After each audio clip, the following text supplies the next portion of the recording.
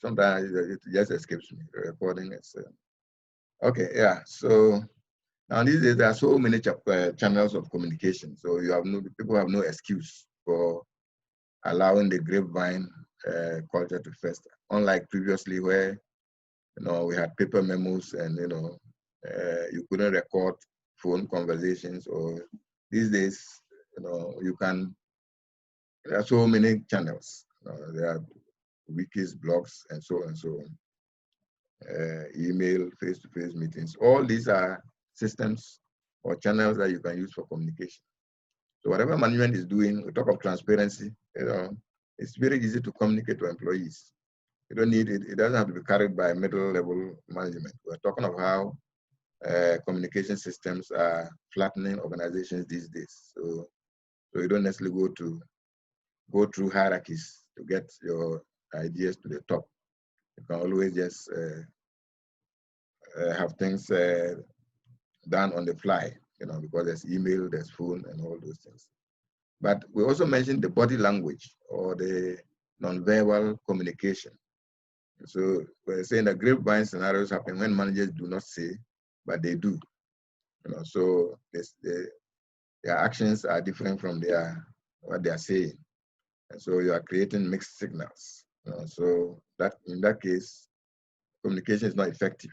And then people will resort to trusting the grapevine rather than, looking at official channels of communication. So the same thing, practices of good communication systems. We've already talked about this. Good communicators, of course, you need people who are effective in communicating. Not everybody can, but you can send two people to go and say something, and one person will say it in a way that people understand, another person will say it in a way. So even though the content is the same, but the way it's delivered, that also matters. And so you need to know the right people to deliver what type of communication and so on and so on.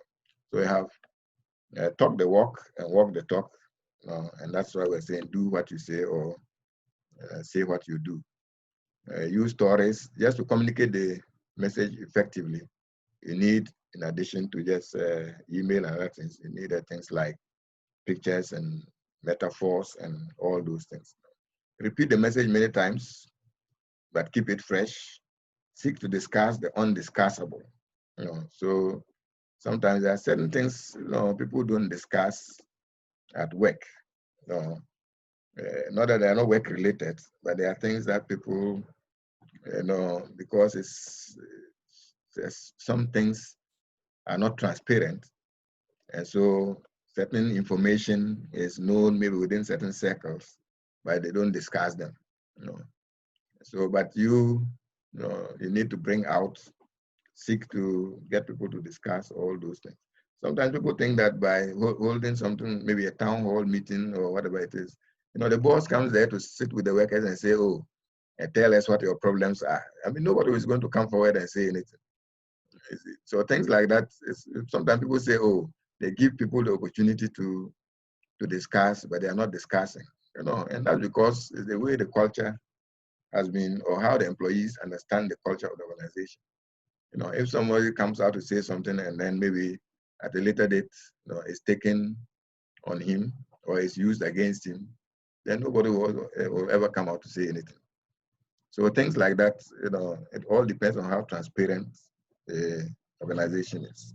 Leverage informal social networks. So within every organization, there are informal groups. They are not formally established groups in the organization, but maybe a group of people who go to lunch together. They may not belong to the same department. They are not at the same level, but they have, have a network within the organization. They have what we call group think. They think alike. And so you need to leverage on those ones too.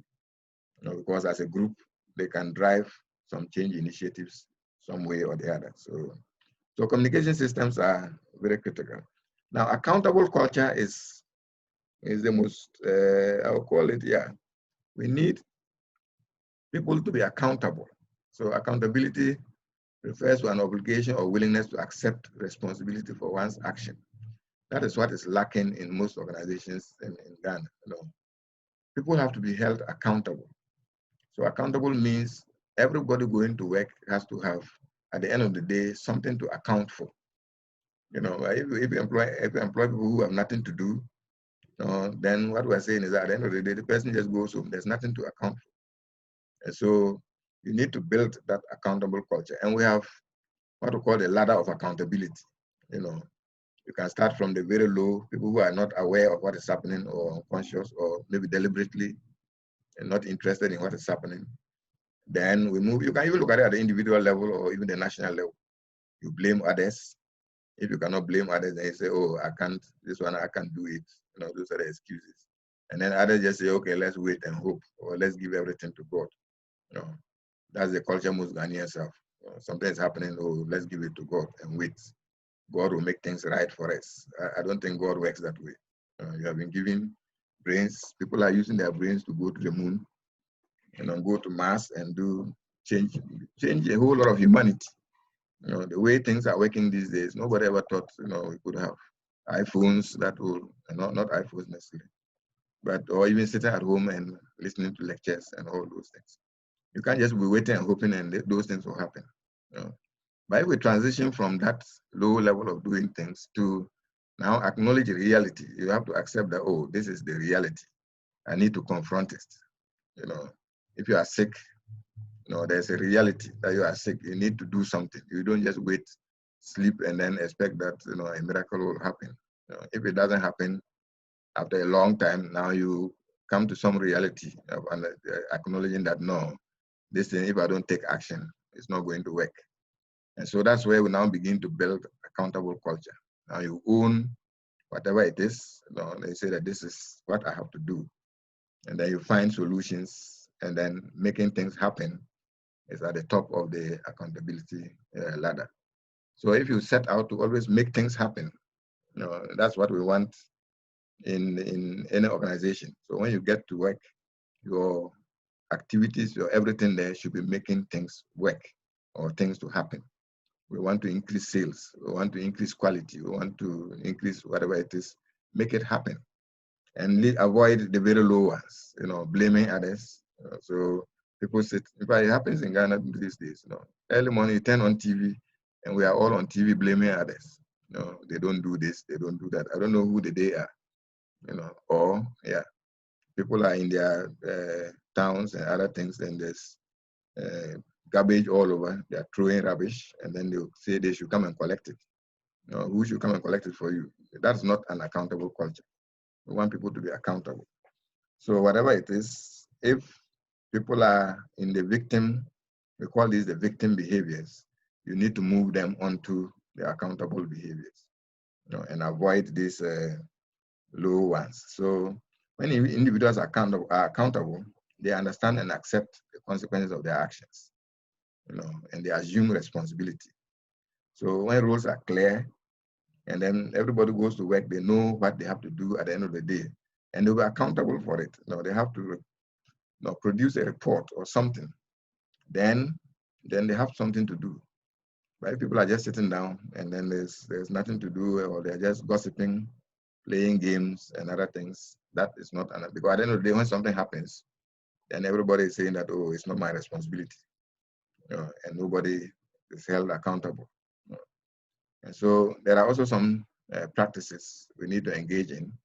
You know, focus on results, assign responsibility, and expect results. You know, and of course, you, the leader, should demonstrate the behaviors that you expect. We already talked about that. Now, measure performance. We have standards. You can always have standards to measure performance. Cultural artifacts support accountability. So whatever you are producing or whatever you are doing within your organization, cultural artifacts here are maybe just the things. Maybe we can put it like the tools that the person will need to succeed.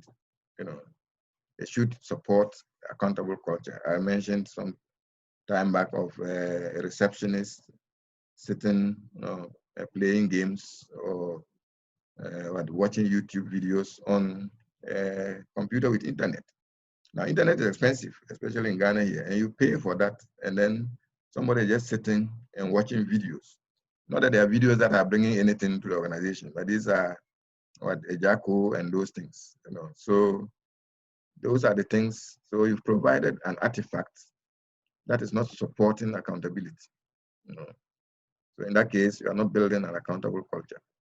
You know, discuss assumptions, underlying actions, and make sure that the reward system focuses on accountability. Of course, people who are held, people who take on responsibility and produce results should be rewarded. People who sit down and blame others, of course, should not. You don't reward everybody across the board at the end of the year. So end of the year, let's increase salaries 10% across board. Yeah, when you're not being fair, because not everybody is producing the same or giving the same results to the organization. So I think I've skipped. Oh no, okay. So the last one, which is now the innovative culture. So we have something called creativity, and also have something called innovation. So creativity is the process of generating something new. So you can be creative and come up with something new. Sometimes creativity doesn't necessarily have to be, it doesn't necessarily lead to innovation, because innovation adds value to whatever you've created. You can create very useless things, that nobody will buy. You can sit down, plan, spend sleepless nights, and create something that nobody will buy. Sometimes, especially if you look at musicians, somebody who can record music, and put it out there, and nobody, not even one person, will buy the song. You have tried to be creative, but you have not added any value, and people are not buying it because there's no value you've added, and that is, you are not innovative. So innovation means creating something that will add value. So we have what we call the innovative culture. So leaders can create an innovative culture in the organization. You can have, I think I've skipped something here. Yeah, so you can have what we call product innovations, that add direct value to customers. So what it means is that you can innovate your products, either by making it nicer or tastier, or that adds direct value to the customer. So you can increase the price because you are being innovative. So if you just come and say, I'm going to increase the price of this thing without adding any value, then that's going to be an issue. So you can innovate your product or the process. So the processes that you can innovate, add indirect value to customers. So you can lower the costs or increase the quality and so on and so on. And that is innovating the process. So we had Coca-Cola we use as an example. They can never change their product. The product of the taste of Coca-Cola always remains the taste of Coca-Cola. But they can be very innovative with the processes that they use to package and distribute the product. You can see that the packaging of Coca-Cola, distribution, all those things. And they just to maintain or to bring down costs and all that. Wow. My power is off. I don't know whether the internet will go off. Let me just hope that it doesn't. Yeah. Okay, so some cultures value innovation, while others value stability and equilibrium. People want the routine things, so they keep doing the routine, and that is fine for them because at least they are making their profits and so on and so on. But others want to be innovative. And so those that tend to foster innovation are the ones that we say tend to have a higher capacity for change. So a culture that emphasizes the importance of innovation and change is well positioned to take on new things. So people keep coming with innovations. Google, for example, is an excellent example of a company that has an innovative culture, because it just started with Google as a search engine, but now so many things have been added. And that's because they give the employees the freedom to be innovative.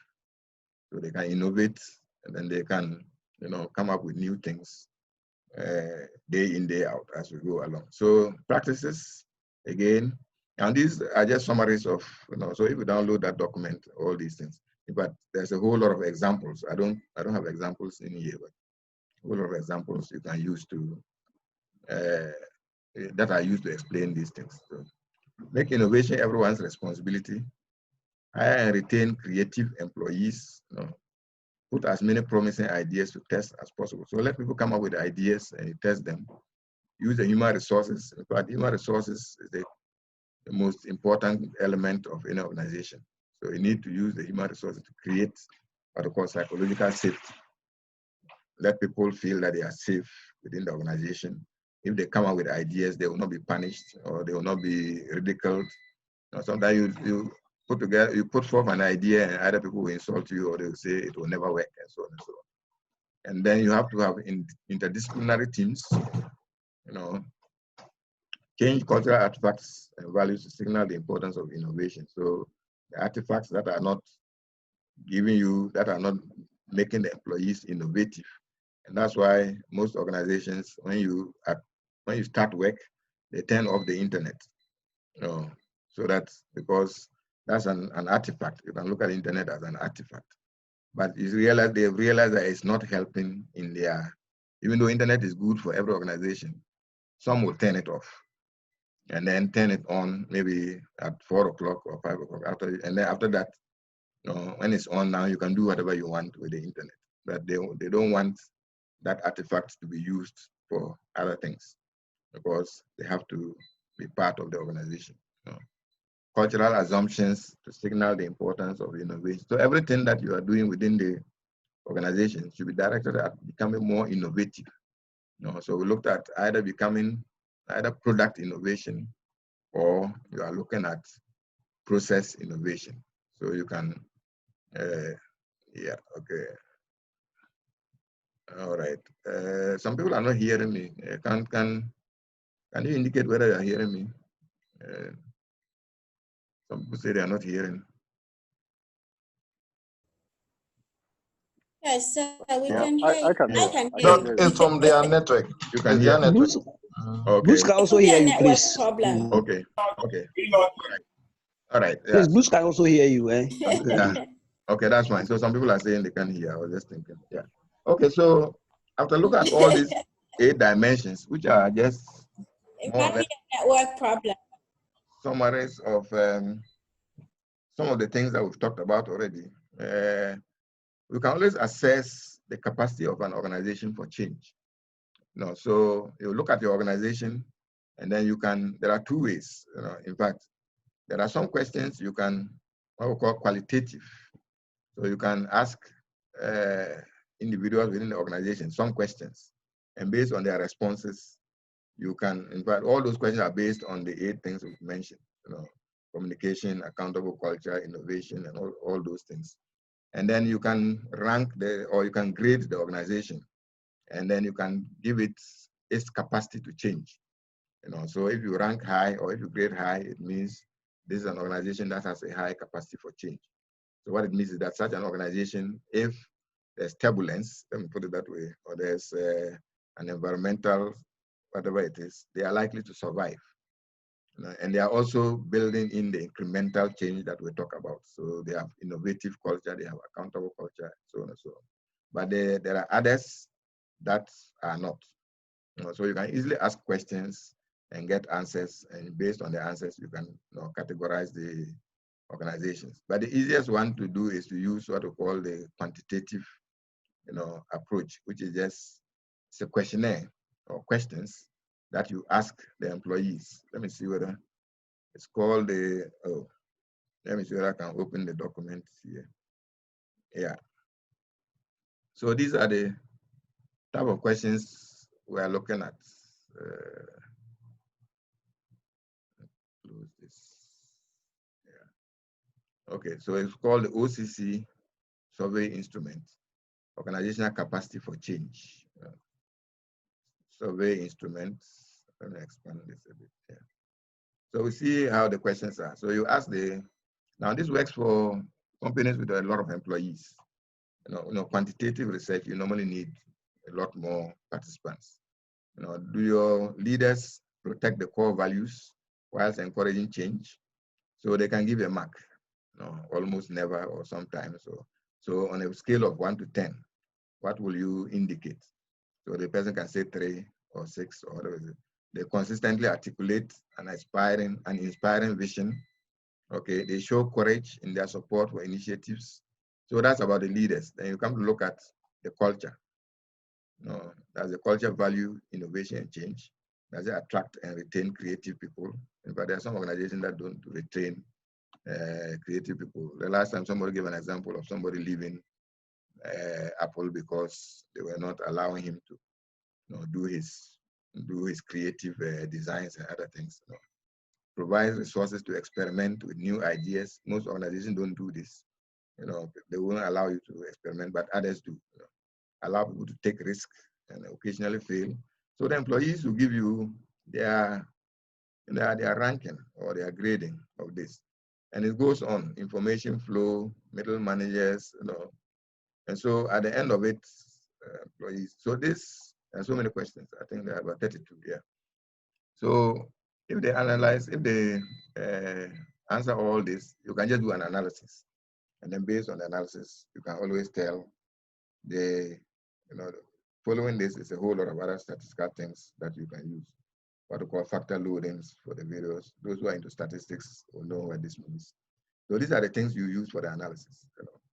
All these factors. That's establishing what we call the validity and reliability of the survey instrument. Because this has been used over and over again. It has now been established to be reliable and valid. There's validity and reliability. This is a question most of the times the graduate students, when you ask them what's the difference, they have issues, So what it means that in your organization, if you have an organization with a large number of employees, we're not talking of just an office or whatever, because if you just use it for 10, 50 employees, it's not going to be valid, it's not going to be reliable. So what we're saying is if you have an organization with large numbers, maybe 100 or more, they answer the questions, you can then use these answers to indicate, but you can compare two organizations, and you can tell which has a higher capacity for change than which. You can also do it in an organization if you have a large number of employees. And you can, so if you are falling at the lower ends, then you know that you have work to do. You need to build the capacity, because that's what the employees think.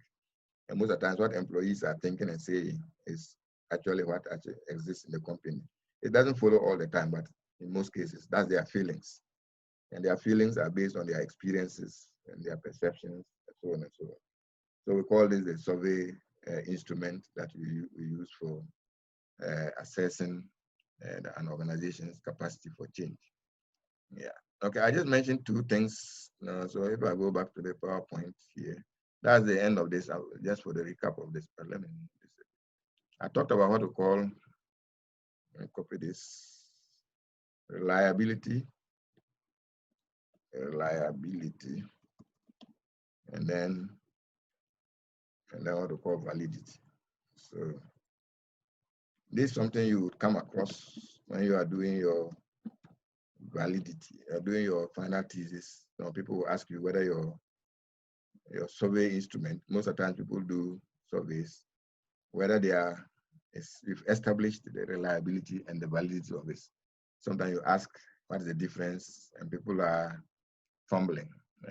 Can somebody out there turn on your microphone and quickly tell us what the differences are? If I say your survey instrument or a research instrument is reliable and it is valid, or it is not reliable and it is not valid, can somebody tell me the differences? Any volunteer? Just turn on your microphone. Seth, yes, sir. Uh-huh. So I think reliability means can the results be repeated if another person were to use your instrument under the same circumstances? Yes. That's reliability. Yeah. Validity means are the values that the outcomes that you arrived at, are they within reason? Well, you are a bit close, Well, you probably say, I want you to say, are they really measuring the true value? Okay. Yes. Yes. Because what's happening is that you can do a research and ask questions that are not really. No, let's say you want to. No, there's some controversial topics. Let's say abortion. No, you say some people just threw out figures. Oh, abortion rate is 20% among teenagers and whatever it is, and then among school-going children. So you say, okay, I want to do my research and find out the abortion rate. So you just go and you start asking girls around, whether have you ever had an abortion? You know, if you ask that question, do you think, what answer will you get? I mean, because even though it's not a crime, you know, abortion is a moral issue. You can't just ask a lady, have you ever had an abortion before? And she will say yes. You know, so you can have a research, and then at the end of the day, we'll question the validity, because we're saying that you are not really measuring the true value, because it's flawed. You know, your research is flawed. So in that case, you are not, what you are producing is really wrong. You know, because you are asking questions that are not, in fact, it will be reliable, because maybe 99% of the time, everyone will say no. And so another person repeating the experiment will still get the same no. So it is reliable, but it's actually not valid, because nobody, you know, or you ask, you go about asking men, have you ever beaten your wife before? Or, you know, you want to find out domestic violence. So you want to find the percentage of men who beat their wives. So you take 100 men and then you ask, have you beaten your wife before? And then those who will say yes, then you come out, you are probably going to get zero.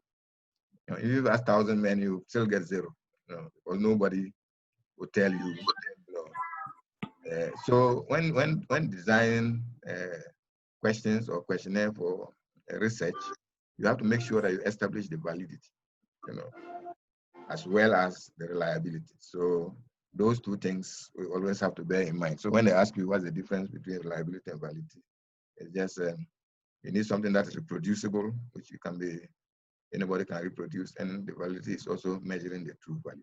So, all right, so we are saying that this survey instrument, people have used it over the years, and it has been established to be reliable and valid. So what it means is that if you use it in your organization or in an organization, the values you get, another person using it will most likely get closer, not necessarily the same, but closer values, you know, and so it's repeatable and it's giving you the values that you are truly measuring.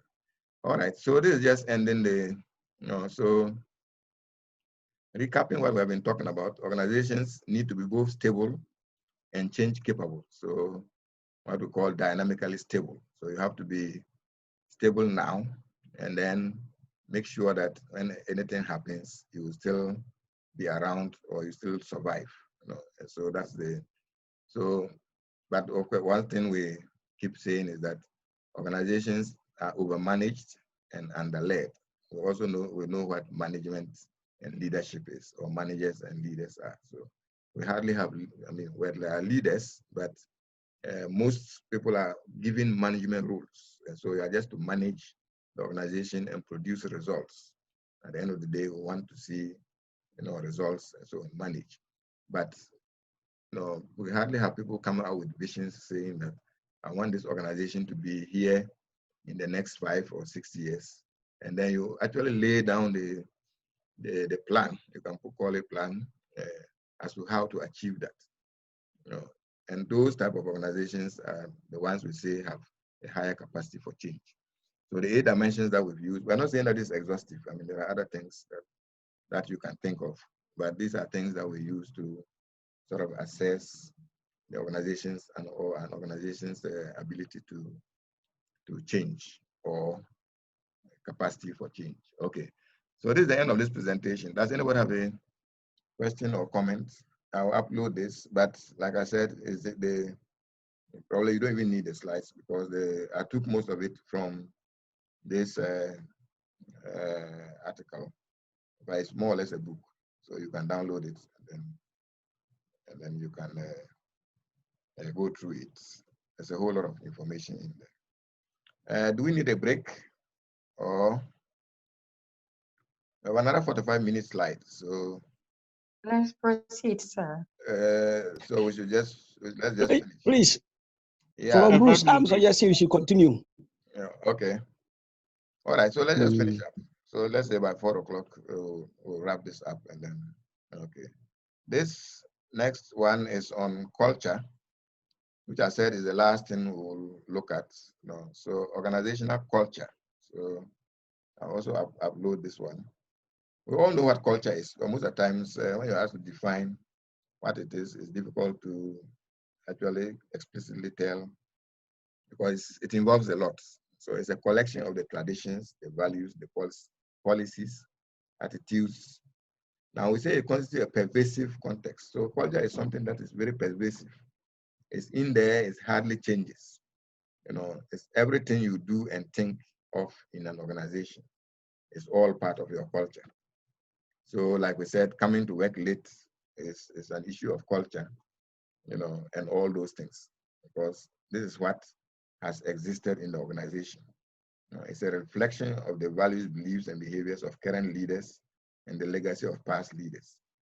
So you realize that, you know, in some organizations, or not some, in most organizations, when they appoint a new person, you know, the person comes in and says, oh, I'm coming to bring in fresh ideas. We're going to bring about changes in this and that and that. You know, give the person 3 or 4 weeks and the person becomes, you know, the culture will just swallow you up into it. So all the ideas you had coming in, you realize that you just start behaving the same way that, you know, maybe the past leader did, and then it was removed and you asked to come in. So it's very difficult to change culture, you know. And so you can't talk about change without looking at culture, you know. So the values, so we have values that are positive, you know. So we say they describe our individual and collective motivations and what is important to us, what you value. So there are positive values and there are negative ones. So within an organization, we've already talked of trust, we've talked of creativity, passion, honesty, integrity, clarity. You know, most of the times companies will say their core values are honesty or integrity and all those things. You know. So those are the positive ones. And then you have the negative ones, which are more or less the ones that are low at the ladder, creativity ladder that I was talking about. You know, blame, you know, greed, a lot of hierarchy, corruption, status seeking. So these, if you have this pervasive in your environment or in your organization, then what's happening is that, you know, you have values that are limiting your ability to introduce any change at all. Because if people spend all their time, you know, either engaging in corrupt activities or fighting each other, you know, passing the blame game and so on and so on, you are not likely to succeed in anything. So culture has, you know, been formed by so many things. It comes from history, even the goals and your objectives also inform your culture, the size of the organization, even where it's located, you know, the type of management you have, the environment, and so on and so on. All these are things that, you know, tend to influence the culture of any organization. And so you realize that when you to bring about change, there are so many things you need to be looking at here. And we have something we call the iceberg metaphor that we use to describe organizational culture. An iceberg is a chunk of ice floating in the sea. Now, if you see ice floating, always say tip of the iceberg. What you actually see at the top, or what you see above the water, is normally much, much less or significantly less than what is actually under. You know, and it's the same thing with culture. So you walk into an organization, you can see their vision, you can see their processes, you can see their stated values. I just talked about values and so on and so on. But, you know, that's all that you see. But those are not really the things that run the organization. What you don't see is really the things that run the organization. You know, the politics, the power play, and all those are not written. You know, they are not anything. They are not written anywhere. You wouldn't see them. But then, you know, they are the ones that more or less determine how the organization runs. So we always say culture is like an iceberg. You know, you only see the small part of it, the one that is visible. You walk into an organization, you know, everyone is smartly dressed. They are all working, and then so on. You say, oh, this organization is the best. You know, it's a place I would want to work. So on, whatever it is. Then you get in, and you realize that, oh, wow, this one, the favoritism. You know, people are being favored over others. You know, people are being promoted. People are giving, you know, preferential treatment. Let me put it that way. Maybe somebody applies for something, the person doesn't get, another person applies and gets. You know, you ask the reason, you can't find the reason because you meet all the criteria, but because of the politics and all those things at play. So those are the things that actually influence what happens. So you cannot deal with culture by just looking at what's at the top. It's a whole system you need to look at. So the part of the iceberg that is visible, those are the formal ones. The part beneath is actually the way things are done. So those are the things that actually determine what happens. And most of the times, what is above the surface isn't always consistent with what is below. The fact that people are smartly dressed and they are, it doesn't mean that within or what is happening is a reflection of that. Sometimes it can be very different. So it is what is beneath the surface that really supports or inhibits the culture and the ability to change or innovate.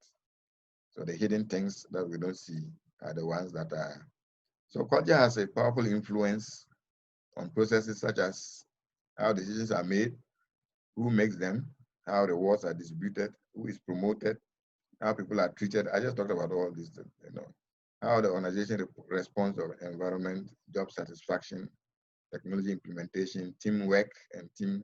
You want people to form a team to work, and then some issues come in.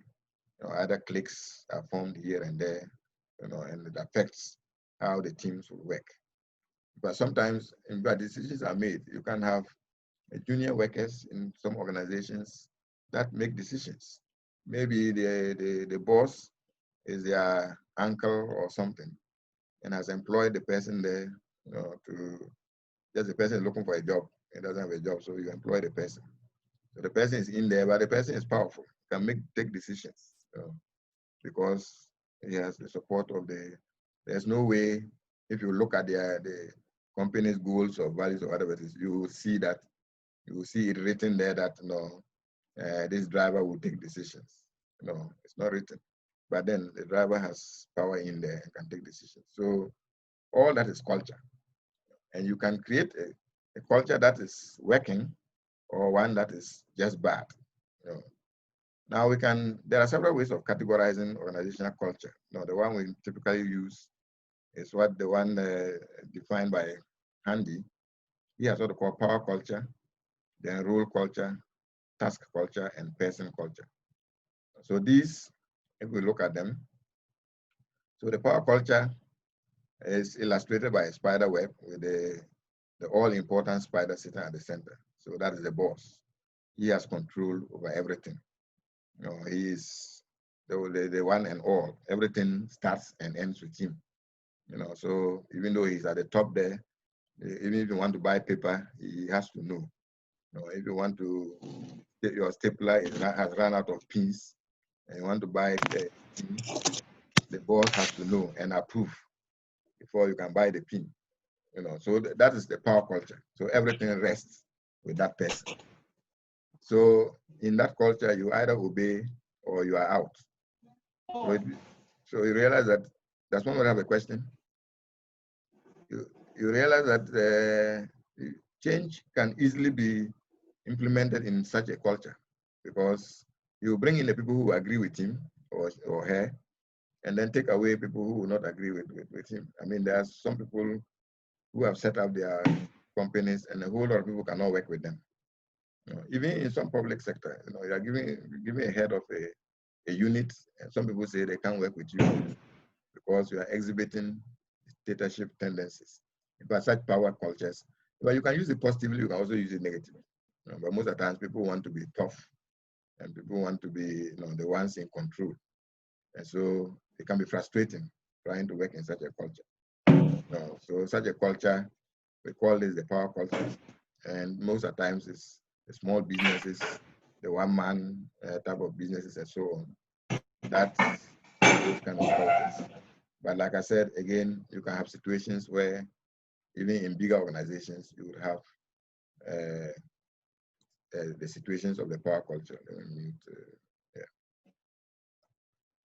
Okay, so the next one is the role culture, which is the typical bureaucracy that we all know about. So that one is illustrated by a building supported by beams.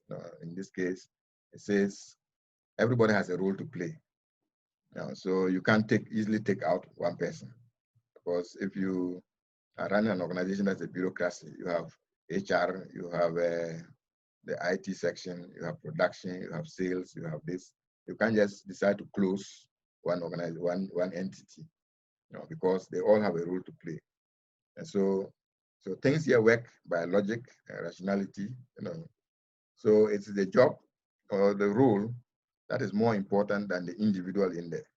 Sometimes we take decisions based on the individual or the person, personalized issues, because this person is head of HR, and even though the structure says, maybe management should have the head representing HR, but because this person, you don't like this person, then you take out, you revise the rule and say management should not include the head of HR because, you don't like the person. That happens in the power culture anyway. But in the role culture, you can't do that, because the person is the job description or the roles that they play, that is more important than the person. So it doesn't matter who is in there. It is what the role that the person is playing. So role cultures are the typical ones we all know. So the position is the source of the power, not the personalities or the individuals. So if you are handed a position in a role culture and you want to misbehave, or you want to behave like somebody in the power system, you can easily be replaced. For the position that matters, but not the individuals. The rules are all followed. In a bureaucracy, everything is followed. And then but most of the times, such cultures also find it difficult to change, because to get change or to effect change, you need everyone on board. All the ones playing roles to get the building standing. You need to get all of them to agree. So in proceeding through getting all of them agreed, the change can take a long time, or it might not happen at all. So sometimes we say in the bureaucracy, change can be very difficult. And then the third one is the task culture.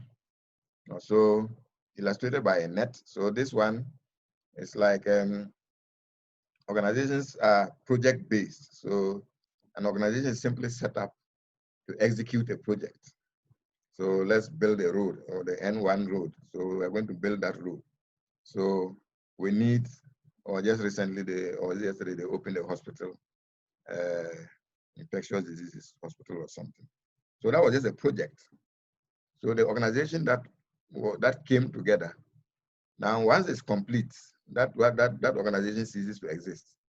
So it's all set up to execute the project. And so the job is what everyone is focused on. And so you bring the right people and the right resources so that you can execute the project. You wouldn't go, if you want to build a hospital, there's no way you can go about bringing in people who have no idea of what building is or what the hospital is, and then they won't play any role in there. So this is a task you are all looking at. And so such cultures are sometimes easier to manage when it comes to change, because it is the work that takes precedence over every other thing. So you, the individual in there, you might be resistant, but if we say we're building a hospital in 6 weeks, that's the task, and we're executing it. So you might disagree, but you have to take part. So in a task culture, sometimes it's very easy to bring about change, because you are all focused on one goal.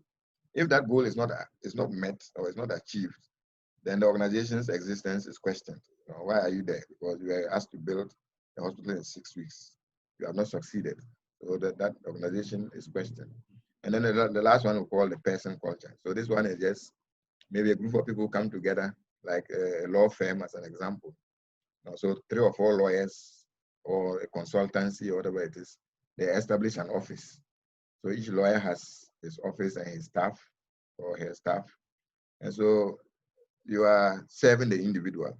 So if you go to the office, I'm not going to the office because if lawyer A hired me to be working with him, the fact that lawyer B is also in the same office, I don't have anything to do with that person. So in such, we call that one a person type of culture. So in this case, you can't even be thinking of bringing about change or anything, because people are indifferent. People are working, look at their own areas.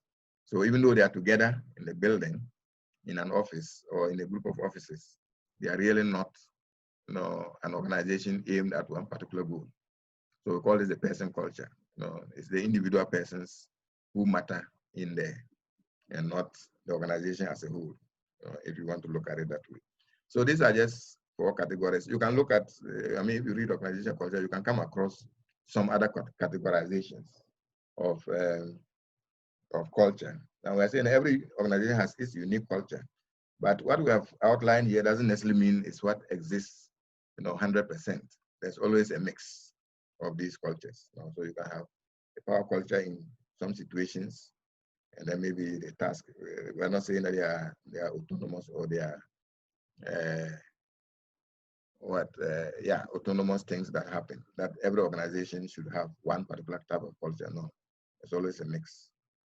And then the following culture is what we call cultural entropy. The word entropy comes from those of you who might have had some science background. In chemistry, when we use the word entropy, it's talking about the degree of randomness in a system, or the degree of disorderliness. So the more things are disordered, we say it has a higher entropy. So it's coming from chemistry because if you look at a solid, a liquid, and a gas, if you put gas in a bottle and you open it, the gas will start coming out. The molecules that constitute the gas have high energy, and so they can escape. So they are moving out. A liquid, depending on the type of liquid it is, some will start evaporating and so on. By a solid, of course, put a solid in a bottle and you open it, you wouldn't notice anything. So when we say high entropy, it means you have high energy, and then you have high degree of disorderliness or randomness. So cultural entropies is just the amount of energy you spend in the organization doing unnecessary things or unproductive things. Some managers go to work and spend the whole day settling quarrels. 2 people are quarreling. So you set up a committee and you go and have a meeting and you spend 4 hours, trying to resolve that quarrel. You realize that you probably at the end of the day, you have not done anything towards advancing the organization's goals. You are just spending time on fighting fire, if I can put it that way. And so cultural entropy is something that can be measured.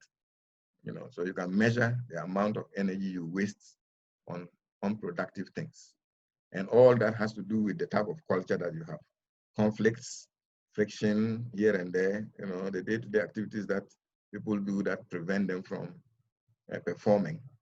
And so, of course, if you look at most organizations, you can easily tell whether they have a high cultural entropy or low. So cultural entropy is comprised of 3 elements. So you have factors that slow the organization down and prevent decision making. So the bureaucracy, hierarchy, confusion, firefighting, as I've mentioned, rigidity. So, they always say that, okay, you go and report something to somebody, say, oh, no, you can't come to me. You need to go to this person so that it will eventually come to me. Like the bureaucracies that we know of, the hierarchies, you insist that things must go this way and all that. So factors that cause friction between employees. So internal competition, blame, manipulation, rivalry, intimidation. So these are between employees. All these are things that increase your cultural entropy. Factors that prevent employees from working effectively. So control, caution, micromanagement, short-term focus, job insecurity. So things that you do that now people get to work and they are scared. You want to do something and you are afraid that maybe if you do it and the boss is not happy, they are likely to be sanctioned or something. So people are cautious. And if you are in that type of, if you are in that type of culture, there's no way you can be innovative. There's no way you can be, even say, creative, if you want to look at it that way. And so, not to talk of trying to bring in change. So these factors that we say they create a high cultural entropy have to do with the organization itself, the employees, and then the tools, the systems that you give to the employees to work. So it's these three things that we say comprise cultural entropy. So for the organization, the entropy is a function of the personal entropy of the leaders, and then the institutional legacy. Okay, so we've already mentioned those ones. What has been handed down from generations? You realize that some organizations depend on the values and I can put it that way, the motivation, the attitudes of the person who founded it. It transcends several generations. Now you go to Guinness, for example, and they'll tell you that it was formed by a man called Arthur Guinness, and this is what he valued. These are his values, and over 100 years, the values are still, maintained and practiced in the organization. So those things, the legacy of the founders or past leaders has an influence on the culture as well. Now, so we have personal entropy as well. So you as an individual, you can have personal entropy, what we call the fear-driven energy that a person expresses. So if you are fear-driven energy is more like being afraid or being anxious, avoiding certain things because you are afraid of, like risk aversion. You don't want to take any risk. You don't want to do anything because of fear. And so once you are, the higher your fear-driven energy, then we say you have a higher personal entropy, and you cannot be effective or you cannot function effectively. If you want to travel and you say, hey, maybe you get an accident, so you won't travel. Or you want to do something and say, oh, maybe if I do this, something will happen. And so you don't do it. So you see that you have a high amount of entropy. And in that case, you are not able to be effective. And that can translate into your workplace and eventually into the entire organization. So research with over several organizations. This was done by Richard Barrett. So the employee engagement. So when you talk of employee engagement, when you go to work, how engaged are you in the work you are assigned to do? Are you there from the beginning all the way to the end? Or you spend time, chatting around, you spend time walking around, going to other people's offices to sit down and chat. That is peculiar not peculiar in Ghana anyway, but it's very predominant. Most people just walk out of their offices, walk to other people's offices, sit down and chat and gossip, and then, so that's engagement. But in other organizations, maybe on the factory floor, where you are expected to, maybe something is, you are in the production line, things are coming and you have to play your role. Maybe they say you are packaging something. So when the thing comes, you have to place the can in a box and move it to the next person. Now, such a thing, you have to be entirely engaged. You don't have the time to, unless there's break. When there's break, you break, and then when you come back, you continue. So companies like this have high employee engagement. And so you realize that those with low employee engagement tend to have high cultural entropy. So what it means that employees spend most of their time on things that don't bring any value to the organization. So they are disengaged. So as much as possible, we are always trying to, of course, if you have disengaged employees, you can't talk about change because they're not going to listen to you. And so the research goes on to categorize these ones. So you have cultural entropy. Now it's in percentage. The highest is about of course from 0 to. So the higher the entropy, the higher the percentage here, it means the higher your entropy. So if you measure an organization's cultural entropy and it's 10% or less, then you say the employees there are highly engaged, or most are engaged, 11 to 20%, 30% becoming disengaged, 40%. Once you're above 41%, then we say in this organization, you are highly engaged. I remember we did some work with some organizations some time back, and theirs was 60-something%. So you could just see that, their cultural entropy is very, very high. And you are not surprised because 8 o'clock, 9:30, you get to the office and just only 2 or 3 people are there. And yet people are sitting in a queue waiting to be served and employees are not there. So it's not surprising that I mean, if they were not a public entity that government is paying them by, I don't think such an organization will survive, because they are being paid, so they don't seem to be worried. So there's a way of measuring entropy. Yeah. But I also think that even in government institutions, that shouldn't be welcome. Well, I'm not saying it's welcome. I'm just saying that it's a culture that is existing, you know, and it hasn't been sort of I don't know, improved in a way. Yeah, so it's not acceptable, but it's there. But like I said, what happens to those employees? No, nothing happens to them. So the culture stays. You know, it happens. Yeah. So highly disengaged. You know, they come late and they leave early. And then sometimes if you ask them, what have you done today to merit the pay you are going to receive, they can't tell you. They can't tell you that when I came to office, I did A. Hello, sir. Yes. From Bruce. So with such a situation, how can you solve it? When it has become their culture. Yeah. So culture is that's what we started by saying, is pervasive. It's something that you need. It falls back to leadership again. You not need to leadership. cut you, not to chip in. Yes. When you are a new manager and you come to this institution, wouldn't you be? I mean, undermined? Well, yeah. In a kind of language, we kind of business. When I obey them, I beg Juma so you tamuswa, that kind of words, and they undermine you.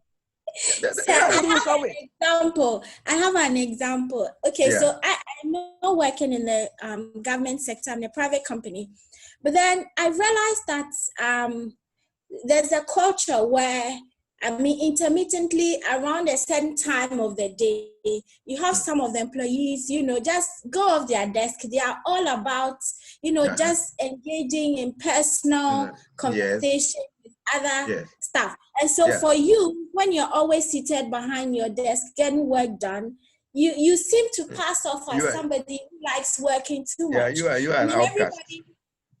Everybody seems to think you like working too much, and they tend to, you know, give you names and stuff like that. But I think that it's out a of place. That leaders of the company can really, you know, undo, because I think that it should start from the top. If the top people, I mean, managers decide that, look, this is not a culture that is acceptable, you know, people would have a, because if you know that when you come to work, you have an hour for lunch. After 1 hour, you should return back to your desk. Yeah. You know, and you're expected to be behind your desk. And after 1 hour, you are seen doing something else or engaging in something that's not related to work, and you would be reprimanded.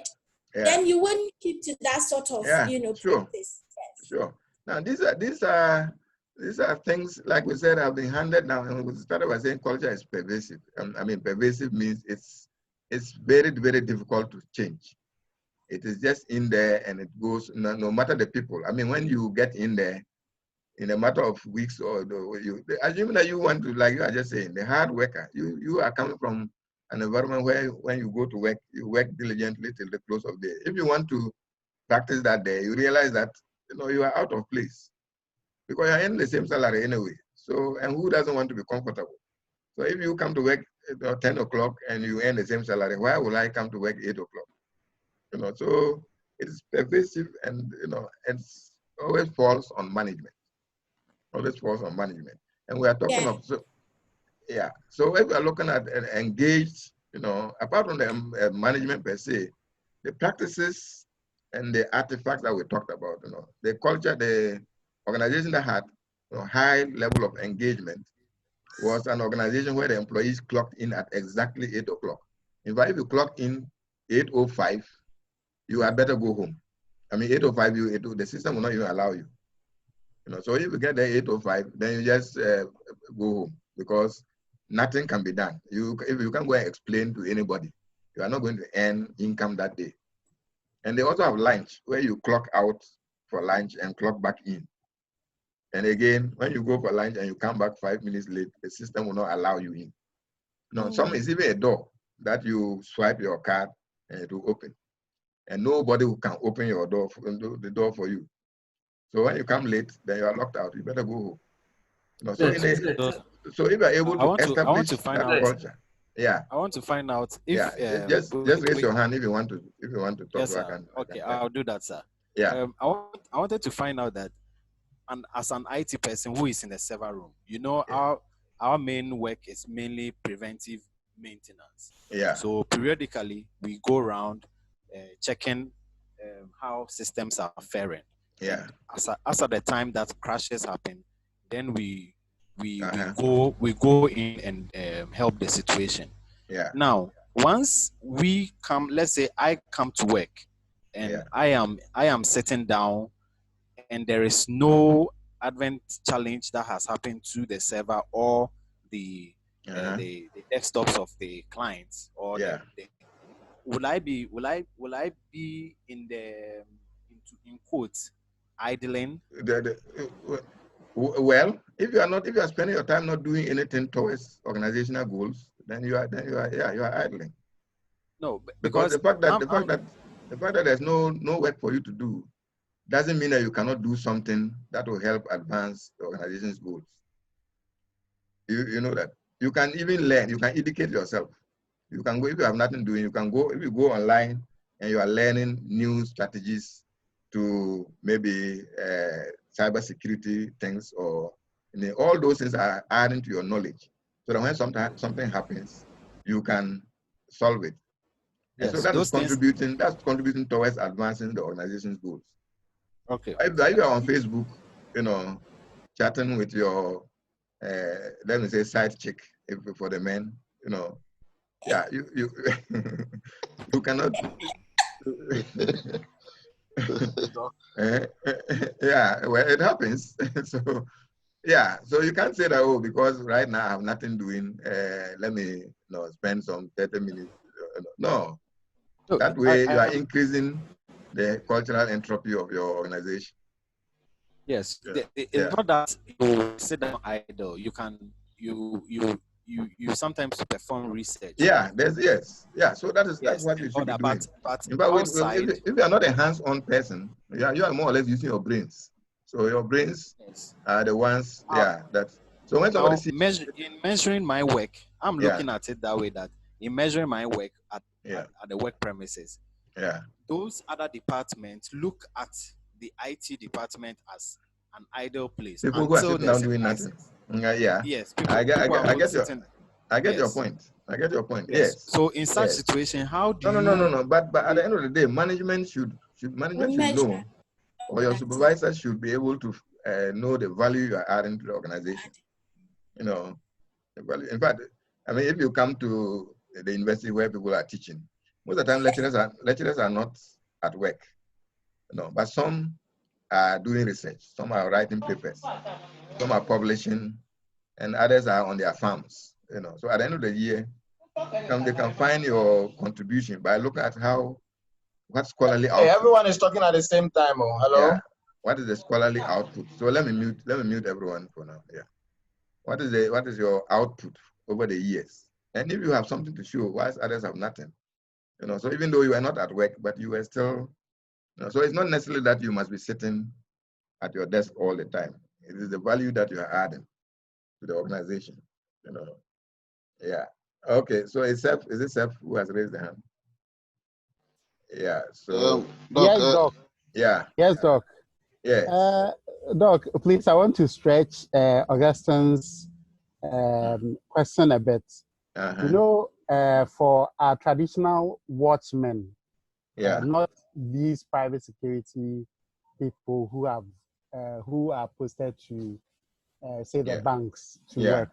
You have a watchman whose duty is to keep watch.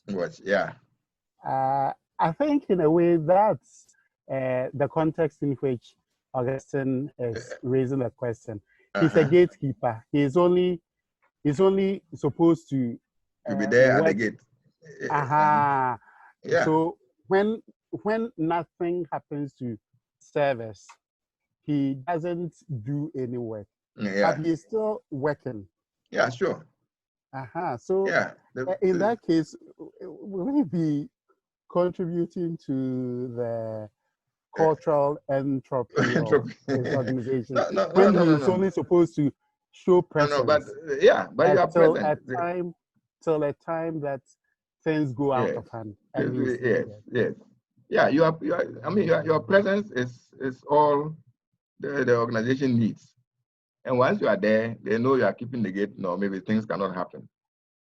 And that's why some of them are held responsible when items get missing or whatever it is, because that is your duty to protect the property, and keep the gates. So you should be sitting there. It doesn't mean that you are not working. You are. you are working. We are looking at things that disengage you. So, but if assuming that the gatekeeper is sitting down working lotto and somebody carries a TV and walks past his front and goes out. Now, the fact that he's sitting there, you can't say that he's working. So there can be evidence to show that he's really not working. And there can also be evidence to show that he's working, even though his work is just to keep the gates. So these are the things. Yeah, Vida has raised the hand. Vida, are you on? Yeah, yes, sir. So the gentleman who is into IT. I think that for any organization, management or leaders are fully aware of what goes into the role. And for IT people, typically, even most often than not, when the rest of organization is at home and everybody's out and about, they are at work.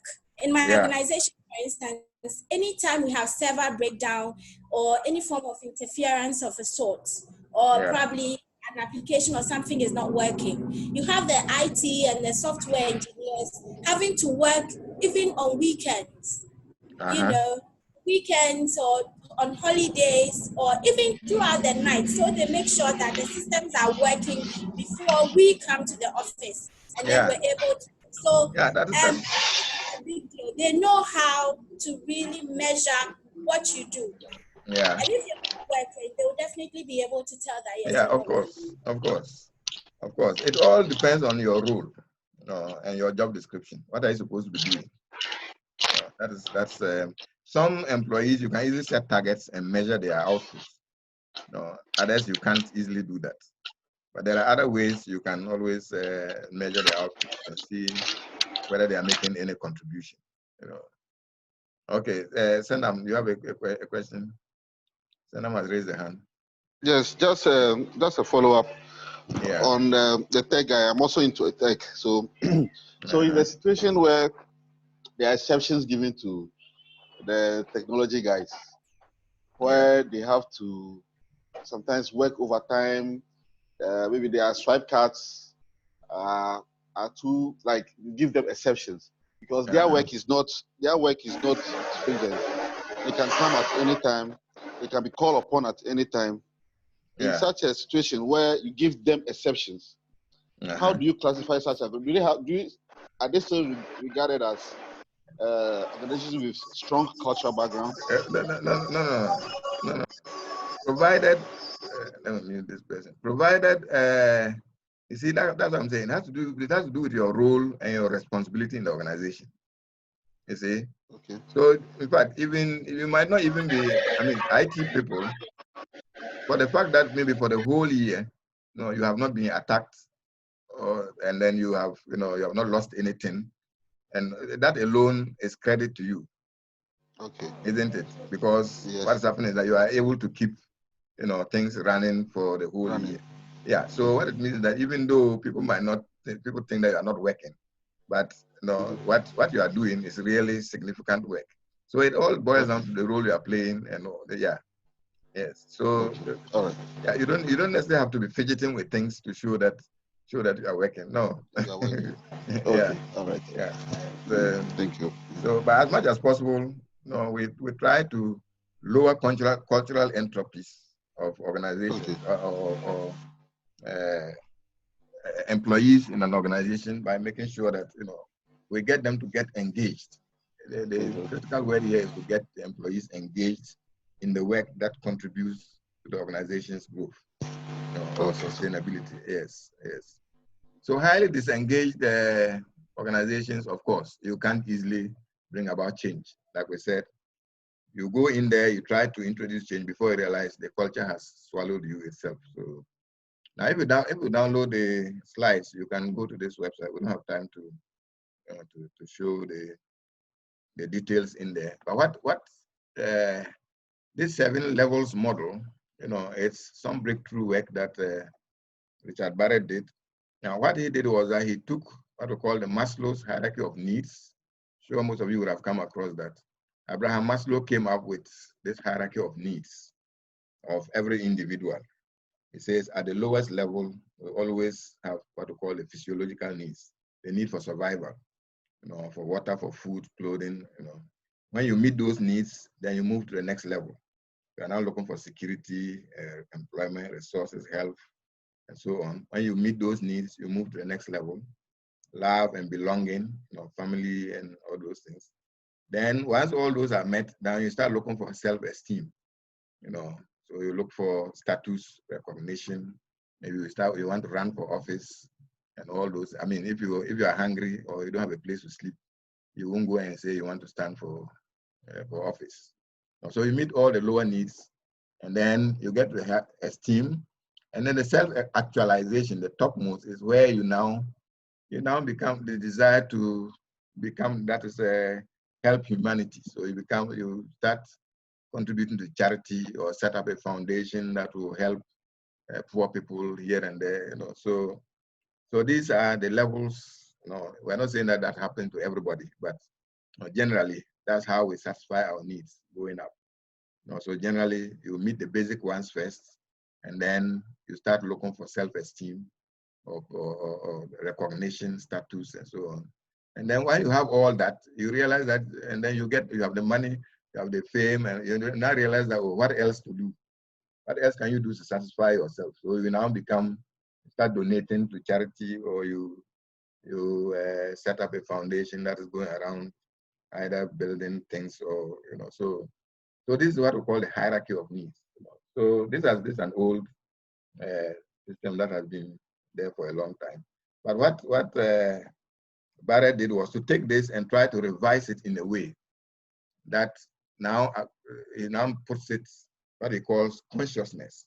So it's no longer just needs, but your consciousness. So the individual, so we have what we call organizational consciousness and individual consciousness. And so he came up with 7 levels, tries to make it like a pyramid and what the inverted pyramid. So the basic one is the survival, which is, so what is your consciousness? What is your objective in life? Is it just to survive? There are people in that mood.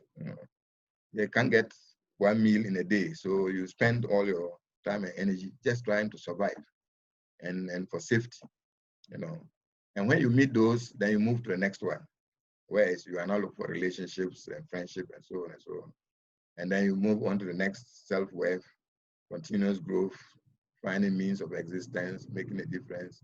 And then the topmost is service to humanity. So compassion, like I just talked about, become charitable, giving out monies to things here and there. And so this is his way of also categorizing a person, or what we call the individual consciousness. So there are 7 levels. But at each level, we have positive values or positive levels or positive constructs of consciousness, and then negative as well. So you see that at the lower ones, at the physical for survival, you engage in violence, greed, corruption, and control, and all those things. When you are not in the survival mode, but you now start looking for relationships and other things, then the negative ones are the blame, the jealousy, and judgment, conflict, gossip. So as an individual, so if you are trapped in these lower levels, then you will most likely be exhibiting these negative behaviors. There's the positive ones, at least you are looking for family, friendship, open communication, and all those things. But you're most likely, because realize as you go up, the negative ones are in the red. As your level of consciousness yeah.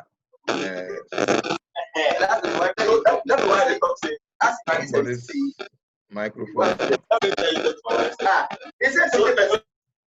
Yeah, somebody's microphone is on. Okay. All right. Yeah. So as an individual, you can also assess yourself and see your level of what he calls personal consciousness. So at this level, now we're not saying that it's stepwise, that you go from this to that. No, we have people who are fine, who are making it, but they are still engaged in greed and corruption and other things. You would expect that. I mean, if you have a job and you are earning a salary and you have a family, you should be moving up. You should be looking for integrity, alignment, creativity, passion. You should be looking at things that will help you and help humanity, but not engaging in corruption and greed and other things. So it's your own consciousness that he is talking about. So, and at the topmost, so there are people who have nothing, but they are at the topmost level of consciousness. So maybe you look at some of these priests who don't even have anything, but they spend all their time. Campbell, or spends all his time trying to help lepers. People nobody will even go to. It's not that he has actually met all his needs. He probably doesn't have a flashy car or a big house, but he has, and that's his personal level of consciousness. So you can also judge your own self. As much as possible, we expect people to be moving at the, let me mute, I'm getting feedback here. Yeah. We expect people to be at the higher levels of personal consciousness.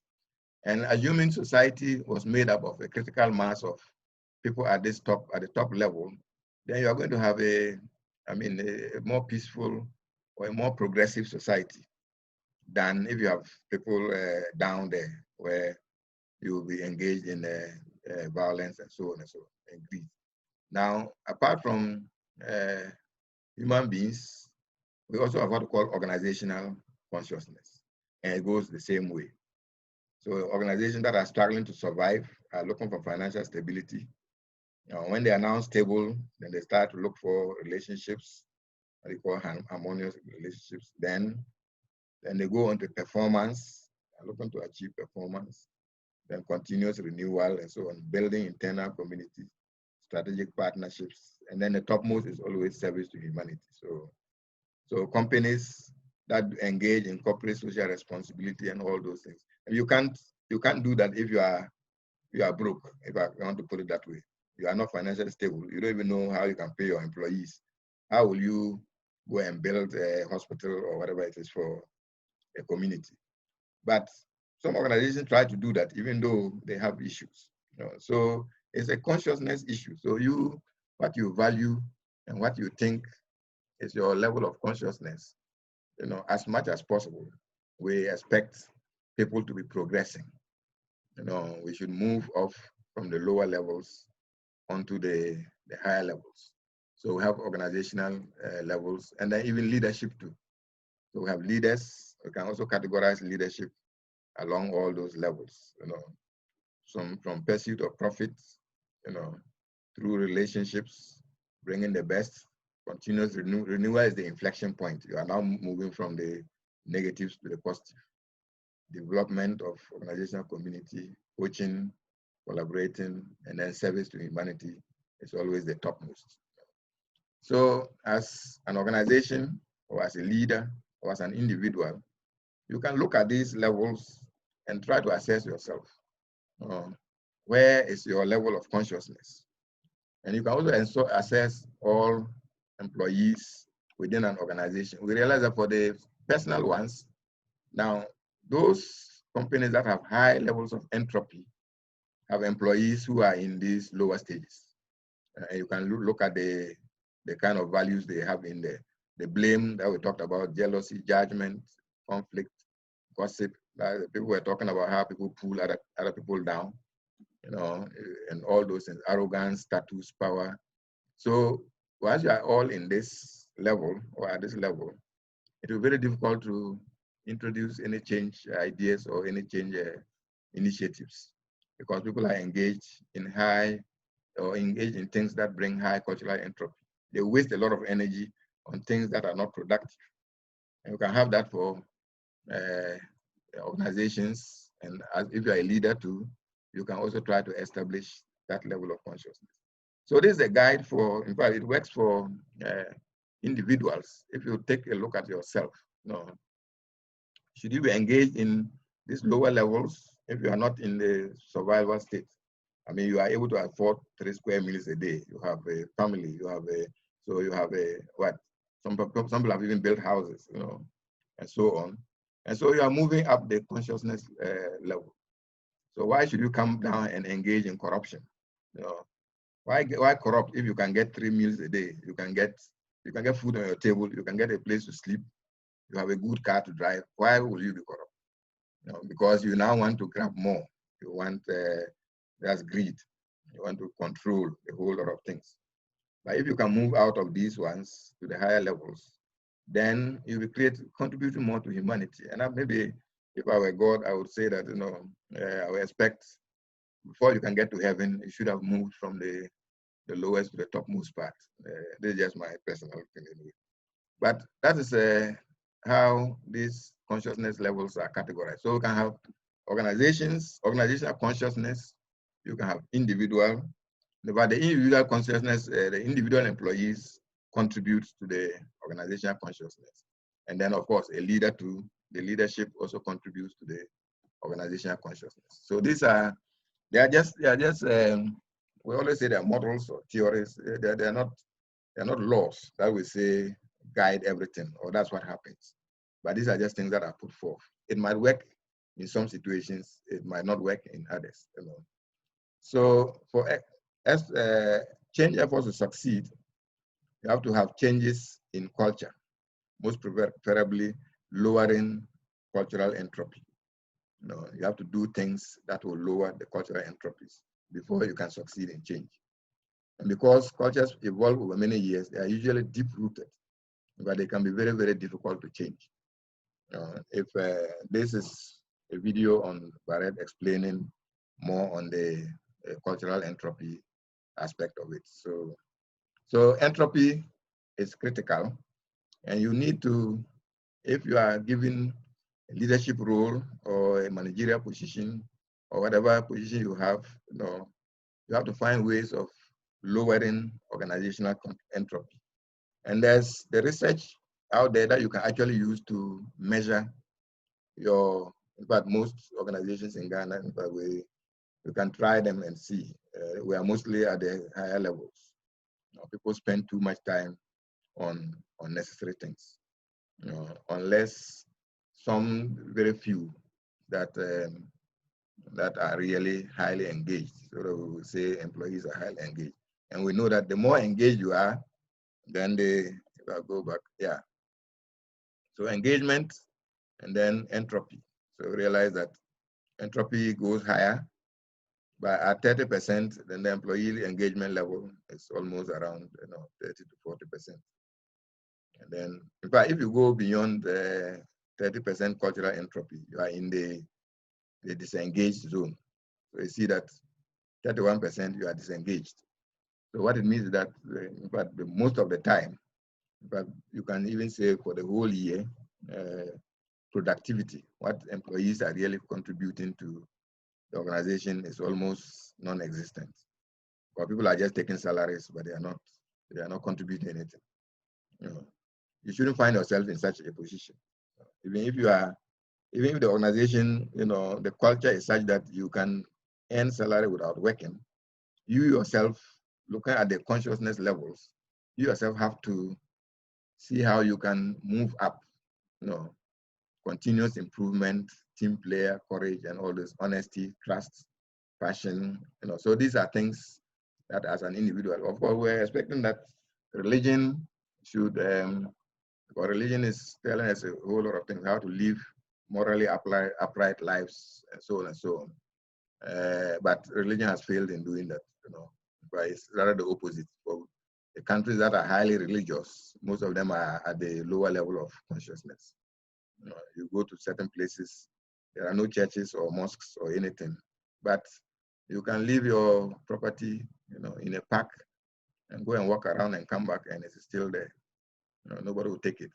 because people are trustworthy, people are honest, and so on and so on. You wouldn't dare do that in other places. You know. So this is levels of consciousness you have to use to assess your organization, assess yourself, and to bring about change as a change leader. You need to bear all this in mind. You know, talk about resistance, talk about when people are resisting, there are a whole lot of underlying factors, and culture plays a very big role, very, very big role. If you have an organization that is at the lower levels, it will be very, very difficult to introduce change because people are complacent, people are blaming others, people are, you know, manipulating things, changing things to suit them here and there, and so on and so on. You can, in fact, if you try to introduce certain changes, they can even sabotage your efforts because that's the culture. You know? And culture is so pervasive, it's so difficult to change that. And it's a big contributor to why change efforts fail. It's always an aspect of culture. All right, so this is the end of this presentation. Now let me open the floor for a few minutes if we have, and then we'll wrap up by looking at what we have to do for any question. Simon who has raised his hand. Yeah, can you unmute your mic? I have a question. Yeah. Hello. Yeah, Simon, go ahead. Thank you, sir. Yeah. Hello. Hello. Simon. All right. Yeah. My question has to do with the level of consciousness, as you explained. Yeah. And my feeling is why are the first three seen as negative? Because it works better for those in economically empowered nations than those who are not.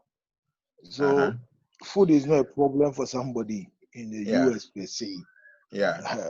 They don't think about it. But for us to survive, food is a critical thing. And if you equate that to corruption, it does not, the logic does not fit and it's not proper. And for me, that is it. And the second point is what I see is that on the second half of the quadrant, it means a lot more focus should not be on financials, and we should all start thinking of the non-financial contributions that we can make to society and to organizations as well. It's not everything that you work for, you pushing for salary increase and all those things. But the other things add up to maybe make your own life valuable. I think it's a good point that we should all take note of. Yeah, of course, you are right with the lower aspect of it, I mean the lower levels. But we have positive values or positive attributes and negative. So even though you're in a survival state, you can choose to be engaging in the positive ones. You know, self-defense, financial stability, and trying to get financially stable. And that's maybe by working hard. And that's why some people take 2 or 3 jobs, you know, so that they can make ends meet. Because they're in that mode. The fact that you're in a survival mode doesn't mean that you should engage in negative things. You know, that's what we're saying here. So the greed and the violence and the being corrupt is not an excuse that because you are in the survival mode, that's why you are engaging in that. No, there are positive things you can do. You know, of course, we have poor people who can't even get to eat, but they won't steal or they won't beat somebody to, you know. So we are looking at you as an individual, your consciousness. So you go to bed hungry, fine, but you wouldn't go and steal somebody's. You probably go and beg. Maybe beg and they give you, that is more positive than going to steal. Are you getting what I'm driving at here? So there are negative values and there are positive ones as well. So if you have a society or an organization that has a critical mass of people who are practicing the negative, that is where you have the problem. You know, that's where the cultural entropy becomes very high. People spend their time fighting or stealing. You know, people steal a whole lot of office things. Because, and in that case, what they are doing is they are spending money, you know, money that would have been used for the growth of the organization is being spent because it's dissipated by, you know, people who are engaging in all these negative things.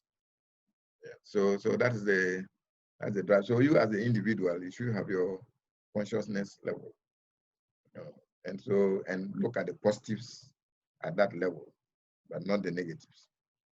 And that's what Barrett is talking about. I mean, if you look at it broadly, it makes sense that you can decide to be what you want to be without necessarily engaging in the negative ones. Yeah. Okay. Is it Augustine, or you have just spoken? Is it Augustine who has the hand raised, or Augustine, you are the one who has just spoken? Augustine. No, sir, I wasn't the one who spoke. Yeah. Yes, I want to find out that I have this example at my work environment. We had change management sort of a department. Yeah. And that particular change management brought a whole confusion such that in the end, their reports tend to now report those who are having issues towards top management. How do you think why would you set up a change management department? That in itself is an indication of failure already. You have just set up yourself to fail. If you set up a change management department, no. I think that was ill-advised, because who are you going to put in that department anyway? Because they had certain people who came about that, this is a new department and they wanted to. No. I think I think that's change. That's a non-starter. You don't even go there. Okay. Because this is because this is change is it's an organizational thing. It affects everybody. Like we said, systems. So we talk about systems thinking. If you set up, because what will be their role? If it says change management department, they will I don't know what they will. Are they going to have a hierarchy there, having a head of department, they will just behave like any other department in the organization. If not worse. Maybe their job is not even focused. You don't even know what they are going to do. So change, it's an organizational process. It's not something. It's not an event that you set up a department and say that they should get this done. No, it's a process, and you need to first of all assess. But what was there a need for change in the first place? Did they find a need for change? They felt so. Yeah. So what informed that? How did they come by that? How did they come by the fact that there's a need for change? So you need to outline all those things. So we say because of A, B, C, D, there's a need for change. So, and that every employee has to buy into that. Not every, at least 80%. So that's the very beginning. So if you don't do that and set up a department, you are already bound to fail. So why should could there be their coalition? That's the coalition doesn't start by you set up a department. Or who set up the department in the first place? The management. No. Management. No. So that cannot be the coalition. The coalition should not be a department. It should be individuals that you see who can drive the change. And these individuals are not necessarily management or middle level, or you can even have lower end staff. But there are people you really, as management, you can know people who deliver results in the organization. Like somebody said, she works throughout the organization whilst others are walking around. If you want to bring about change, even though the culture people are seeing, you can start with people like that. In fact, you can do the subtle things by rewarding people. So somebody who is at the desk at 8 o'clock gets rewards or gets, things that will let other people begin to say that, hey, if I do this, I'll probably also get, So those are all the things that you need to be doing so that you establish the need for change among a critical mass or at least 80% of the employees. So the bulk of them have to agree that there's really a need for change before you can move. If you want to direct change just from the top like that, it will not work. In fact, it's not surprising that 70% of change efforts fail. It's not surprising because it's mostly approached the wrong way. And then even most people who talk of change management and other things, you give them the job to do and they're not able to succeed because there are so many things, as we can see, we've realized that there are so many things that, that you just need. If you are setting up your organization fresh, that one is very easy. And that's why the new companies always come to overtake the always existing ones, So Google and Facebook, and you realize that they are the topmost, because they started from scratch. So they already put in the culture. If you go to Google, any Google environment, you will just realize that it's an entirely different culture from what we know workplaces to be. Because they foster that innovation and and they know the type of people to employ anyway. That's another thing. It's not everybody who can get a job at those areas. They are not looking at your paper, your first class or whatever it is. You can have whatever first class you want, but they will see how compatible you are in their organization. And when they employ you, they know they will give you the task and you can execute the task and you bring results. So when you're starting afresh, it's easy because you get in the right people, and you can embark on changes as you go along. But things that are already established with that pervasive culture in there, with all the power play, with all the favoritism and all those cliques, tribal things, religious things, it's very, very difficult to bring about change. Unless at some point you need to force certain things. So it's hello. Yeah. So setting up a change management department was hello. Yeah. I'm just finishing up. So yeah, but that was Augustine who talked about it. Yes. So I was just addressing. Have I addressed your question? Is there something that? You have. Yeah. You have. Okay. Thank you very much. Yeah. Good. Who is I can something. Are you okay? Your mic is only on. Anybody else who has something, you can raise up your hand and I will just alert you. Okay, so we are at the end of our presentations, and then normally, in class we do 1 or 2 demonstrations, but we wouldn't get time to do that. But so I'll wrap up this one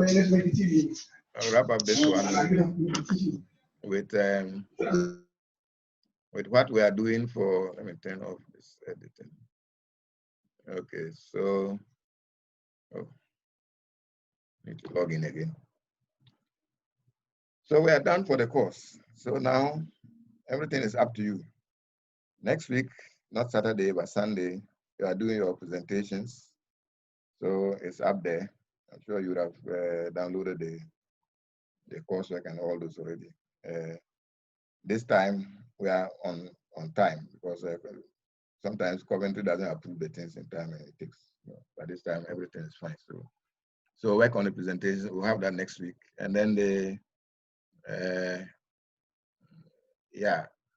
there's this receipt that they put here. Actually, this was put there by graduate school. I don't know much about it, but I don't think it has anything to do with you people. So just ignore this one, the receipt. And then, of course, the last part, after you are all done, you can tell us your impressions about the course. But for this week, so I'll upload the presentations, 2 of them, and then download. But these 2 readings make up the 2 presentations. So whether it's better to always read because the presentations are just points that I take out. But if you read the book, the text itself, you'll get a whole lot of insight into what we're talking about today. And then the final discussion we'll have for the week, we'll have 1 more discussion. The discussions don't have a deadline per se, so you can always go back and contribute. They don't have a deadline, so great. And I've been trying to read them, but you people are so, I don't know, for this particular group, you are so impressive. The way you are contributing to the discussions. Normally, I don't have anything to add or take away. So So I don't say much, but I've been reading all of them. So continue the discussion. And when you log in to read what other people are saying, and I was even expecting that you can have words of encouragement if somebody has. It's a discussion. If somebody has said something that you like, you can indicate that it's nice, or you can even ask questions, and the next time they log in, maybe they can answer. So the whole idea is that anytime you log in, go through the discussions, all the new ones that have been added, and you can read what is there. It's just all enriching our knowledge. And so the last discussion for this week is on the culture that we talked about. So it's discussion on culture and change. So we have, these are the cultures that we talked about. So Handy describes 4 main cultural types. So we have the power culture, task culture, person culture, and role culture. Okay. And we're saying that in your opinion, which of these will you prefer to be the dominant culture in your organization? So, or an organization you are hoping to work in, or even you want to set up, or if you want to set up your organization, which of these cultures will you most prefer to be in, or to be in control in such a culture? And then why? So tell us a reason, just one reason or two. And now here, if you are assigned the role of a change agent in an organization with your preferred culture, what one thing will you do about the culture to ensure change initiatives succeed? So this one is just your own ideas. So what we are saying is that if you pick that, okay, you prefer person culture or task culture, now we're saying that, okay, if you are put inside this culture, what one thing will you do to ensure that if we want to introduce change, then the change will succeed? Remember, you are change managers now. I'm assuming that you have learned something enough to call yourself change agents or change managers. So just normally we don't need to write too much. 500 words is fine. I haven't put it here where you can, and then you can feel free to comment on other people. So when other people posts, you are free to comment, and it's good. The everything, the discussions are just at the level of the academics. We're not straying into other things, so that's fine. So that's the only outstanding, I'll call it assignment for the week. Not an assignment per se, just a discussion. And that is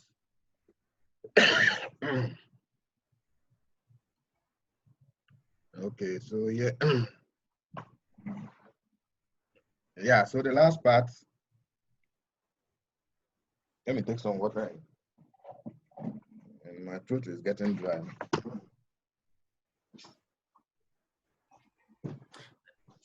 So whilst you're taking the water, hello.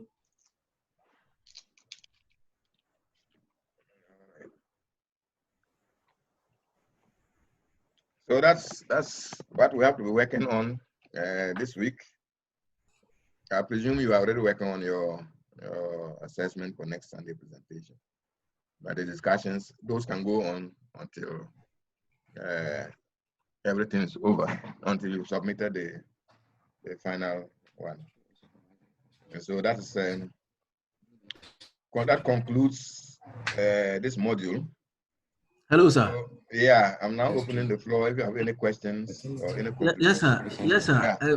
Sir, because of connectivity challenges, some of us couldn't join the lecture earlier. Can you please shed some light on the group the group presentation, sir? Because we just got a bit of the lab.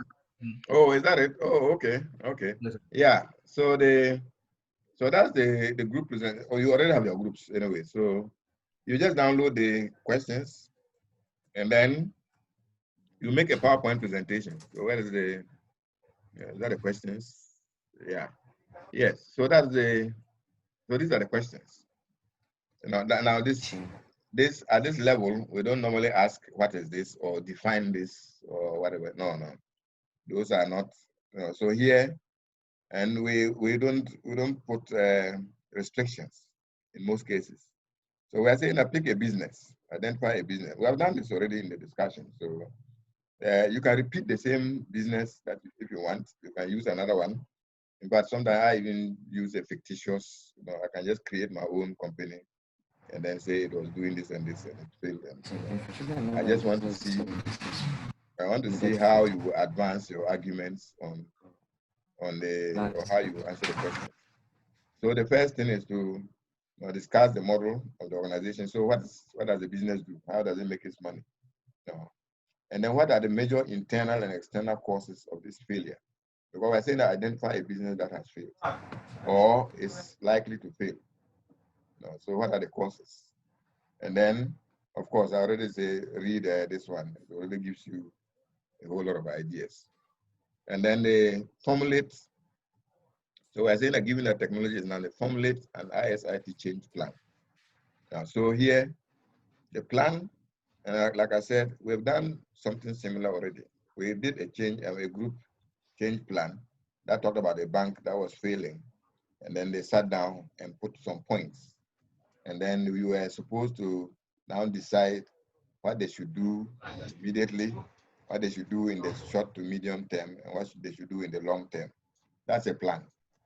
So we are now saying that if you've identified your organization, if you've identified what made it to fail, now formulate a plan on how you can help the company to turn itself around. So now we're saying that because we're in an IT era, you cannot formulate a plan without including anything to do with IT. There should be some element because now technology is running almost everything.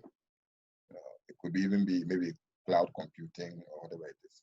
And we're saying that your plan should draw on the change management strategies or frameworks that we talked about. So that's the once you have identified your company, you can put together some points or put down some points, and then decide which you should do first, and that is where the plan comes in. And the plan can be a flow chart, or it can be a list of the steps, maybe a hierarchy, or maybe just going down a list 1 to 2 to 3 and so on and so on. It's all up to you.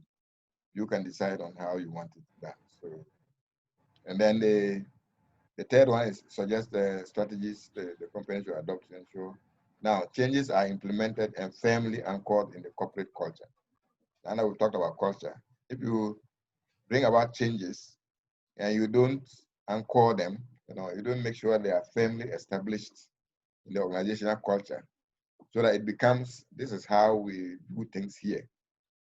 That should now be the culture. If you don't ensure that the changes are anchored, what is happening is that you are likely to get people going back to the old way of doing things because you have not anchored the change. And the presentation here, if it were done in class, of course, you're even doing it online, so you have 5 marks for the presentation. So the presentation has to do with if you are using PowerPoint, how you design your slides, how you make them. We don't want people to put a whole lot of text on PowerPoint. We don't want, I don't even have plenty of text here. I'll come to the rubrics. So a slide should just be, when they say PowerPoint slides, they are just points. It's you who are making the presentation. You are not going to read. So we don't expect, for example, to see a slide having all these things, because this, it means you are going to read, you can't read all these things on the, so we just need points, and then you discuss the points. So that the presentation carries some marks as well. And if you look down, there's a guide. I would say a rubric, or I think it's more like it's more like a guide. It tells you, your answer relevance, the arguments, this industry, the evidence you provide, and the presentation. And they tell you the levels at which of them. How they are going to grade the assignment. So by looking at your presentation, they can look at the relevance of your answers, the arguments you put across, the evidence. So the evidence here is if you have any references or if you have any citations, you can put it there. And of course, the presentation too is there. So this is just a guide on how to respond. So that's the coursework one. It's pretty straightforward. Make your presentation. And if they say 20 minutes, is it 20? 20 minutes is even too much. Probably make it 15 minutes. No, maybe 10 minutes because there are so many groups. And we can't spend more than 5 hours, 6 hours on just presentations. People will get exhausted. So just 10 minutes. So 10 minutes means you shouldn't go beyond you probably have 3 slides for this, another 3 for this, another 3 for that, and that's about it. So maximum 12 slides. I said 3. Yeah, okay, you can have maximum 10 to 12 slides. That's it. And the slides should not be loaded. Sometimes you can add images if you want, because the image pictures sometimes carry more information than words, or they carry more message than words. So sometimes you can add pictures if you want. But don't put too much, and don't have 20 to 30 slides. No, that will be too much. So your presentation too will be graded. So that's the coursework 1. The coursework 2 is now your individual assignment. So this one, you need to read the case, which we've done. I'm sure you've downloaded this case already. Oh, yeah, you need to read this. And then the questions here. So this time you are writing as an individual. And you are writing an academic article, which you will submit through Turnitin. So when you are submitting through Turnitin, you have to be careful that, So that is you would have read the case, and these are additional reading. These ones have been uploaded already, you can read them. And then these are the questions. So explain why there was a need for change. So the case has outlined a whole lot of things.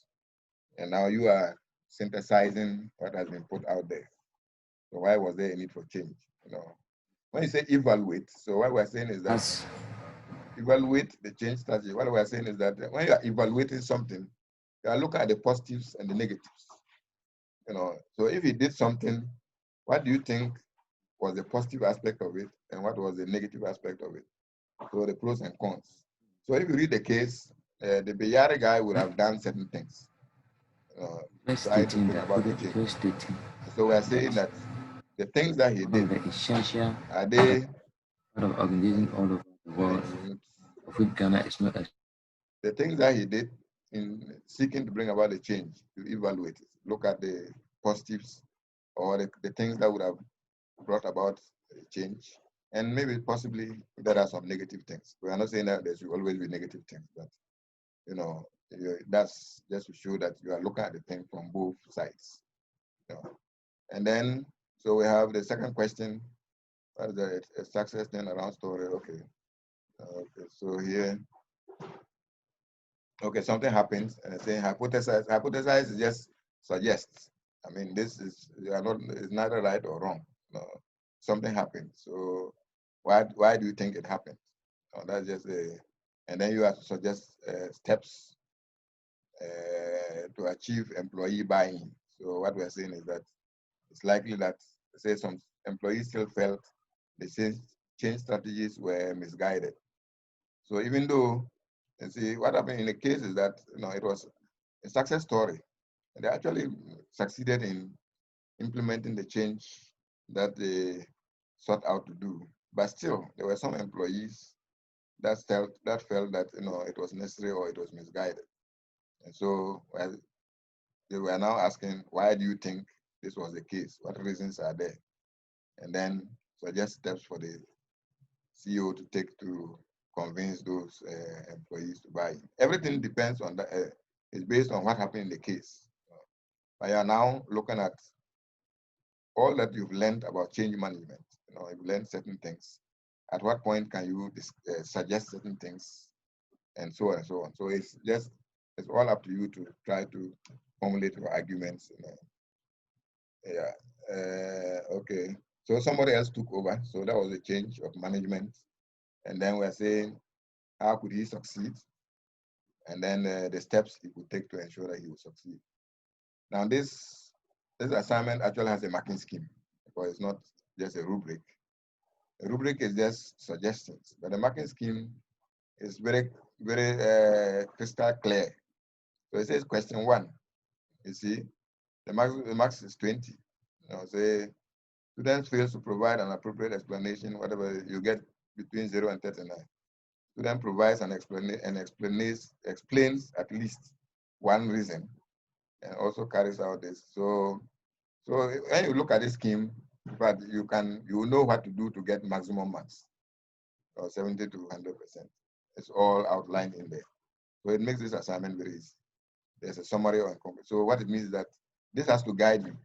Don't just start answering the questions. You need a background or introduction, because it will give you 10 marks. And you also need a conclusion. And then your quality of writing, spelling, grammar, plagiarism, and all that one also carries 20%. So you need to be guided by this. And that's why I say it's easy to pass this one, because everything is clearly spelled out for you. So that is the coursework too. And you were, originally we said you should submit it on the 8th, but now graduate school tells me that they are revising it. So it'll probably be somewhere in September. So they're saying there's a board for November. So those who will be graduating, the board will come in November. So if you submit by the, I don't know when in September anyway, but at least it's not going to be next 2 weeks like we looked at the last time. We're saying that when you submit your, when we do our presentations, not on the 1st but on the 2nd, then on the 8th you submit your assignment. But now they say that is to be announced, so you have plenty of time to do that well, and just follow the instructions, and you would have no issue at all. But as I keep saying, I'm not too keen on this. I've realized that most of you have really, I can say you've learned something, because look at your discussions. They are really very rich, and that's what I'm looking for. If you have learned something, and I'm sure that's why you are here anyway. You want to learn something, and not just to get. After the passing the certificate, you get it. We're not worried about those ones. Right? It's a learning. So just ensure that when you say you've done, you've taken a module in change management, when people are mentioning certain things, you should what do they say, ring a bell, or that, this is something I know, or this is something I can talk a bit about, or this is something I can implement, or and that's what we're looking for. Okay, does anybody else have a question or comment? Hello, doctor.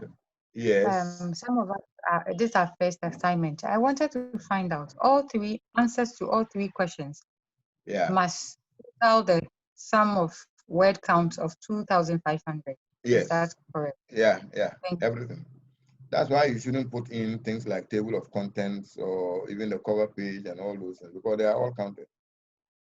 So just start your introduction or your question 1, question, and sometimes because there are questions, sometimes some people write a continuous essay. You see, if there are questions, make sure you indicate the question. So you are saying this is question 1. You don't need to repeat the question, but just say question 1. This is my response. Because if you are repeating the question, you are increasing your word count, and this is not going to give you anything. If you repeat the entire question before you answer it, you can look at the number of words in there. It will just increase your word count. That's why some people end up with 4,000 or 5,000 words. But you look at the work itself, and it's a whole lot of. So don't repeat the question. But also don't just write a continuous essay. Some people write continuous essay, and you don't know where question 1 ends and where question 2 begins. You see, it shouldn't be a continuous essay. So just say question 1, this is your response. Question 2, this is your response. Question 3, this is your response, your conclusion, and your references. Of course, you should have references. So the people want you to be focused and straight to the point, and stop extraneous things. Like one of my teachers used to say, if your name is Kofi and I ask you what's your name, just tell me that my name is Kofi, or you can just say Kofi. Full stop. Don't tell me I was born on a Friday. It's a Kofi Friday, yeah. I was born on a Friday, and in my culture, when a baby is born, they do outdooring and they do naming ceremony. And then if you are born on Monday, your name is this. You keep going around and around, and finally come and say, and I was born on Friday, and because of that, my name is Kofi. You would have written, you have written a whole page. And if you are given 1 mark for that answer, you will get 1 mark. And the person who just said Kofi will also get 1 mark. So you take out all the extraneous words, and just go straight to the point. That's why we are restricting it to.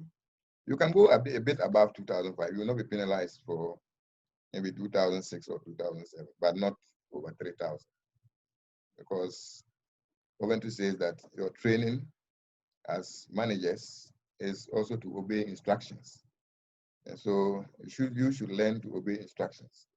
So if you are told to present 2,500 words, why do you go and present 5,000? It means you are not either paying attention to details, or you have just decided not to obey the instructions, and they will penalize you for that.